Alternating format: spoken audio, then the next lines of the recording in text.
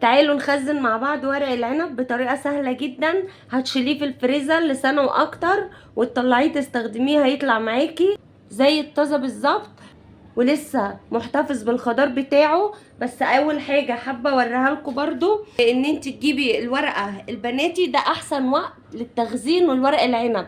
ان انت تجيبي الورقة البناتي اللي هي خضارها فاتح، بتبقى حلوة وطرية.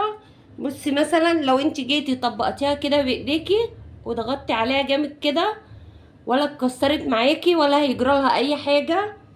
ورقة تانية برضو اهي، هتطبقيها كده في ايديكي جامد ولا هيجرالها اي حاجة ولا هتتكسر. الورق التاني بيتكسر معاكي.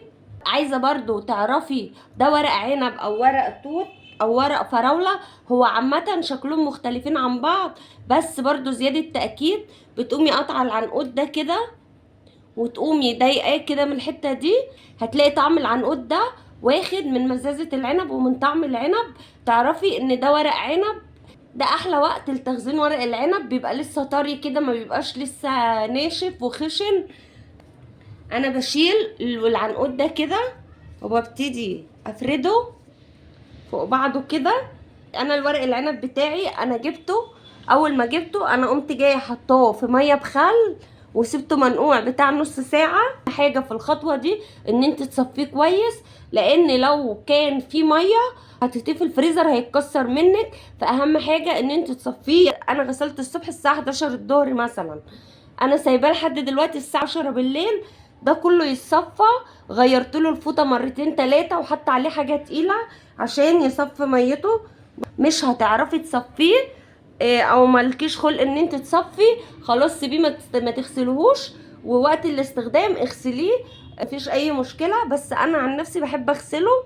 ورق العنب ما ينفعش ان انت تسلقيه وتفرزيه، مش بيبقى حلو خالص، طعمه بيغير معاكي. على فكره برضو حركه اللي هي الازاز او البطرمانات دي انا جيت جربتها مره، لقيت الورق العنب عفن معايا، لكن الطريقه دي ما شاء الله ناجحه جدا وانا معتمداها بقالي سنين، وبيطلع معاكي محتفظ بالخضار بتاعه، بيبقى حلو جدا.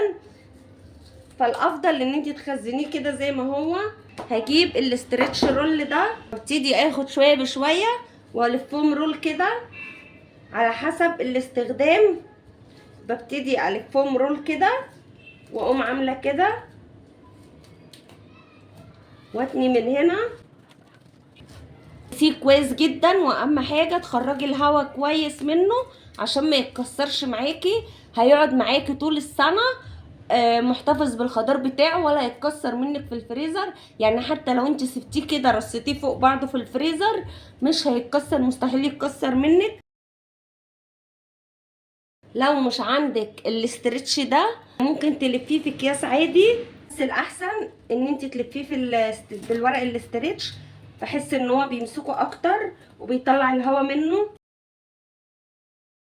بصي برضو لو انت غسلتيه قبل ما تحطيه في الفوطه اعمليه كده، انطري الميه بتاعته جامد كده اهو، مفيش ميه خالص، مفيش ميه بتطلع معايا خالص عشان انا صفيته كويس. هاكد تاني لو غسلتيه زي ما انا عملت كده، اهم حاجه ان انتي تصفي الميه منه عشان ما يتكسرش معاكي. والف كده واكبسه كويس جدا. الطريقه دي احلى بكتير من اي طريقه انا جربتها.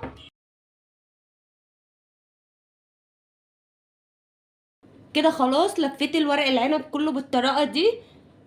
الطريقه فعلا جميله جدا وناجحه. بتحطيه بقى في الفريزر وقت الاستخدام تطلعيه قبلها ب10 دقايق ولا بربع ساعه يفك، وتحطيه في ميه سخنه 5 دقايق مش اكتر من 5 دقايق. وبعدين برضو الحركه دي بتسهل عليكي في السلق، ان انت بتبقي مرتباه وحطاه كده فوق بعضه ورصاه فوق بعضه. اتمنى تكون الطريقه عجبتكم، ولو عجبتكم بقى لايك وشير، وما تنسوش تشتركوا في القناه عشان يوصلكم كل جديد. اشوفكم بقى على خير في فيديو جديد.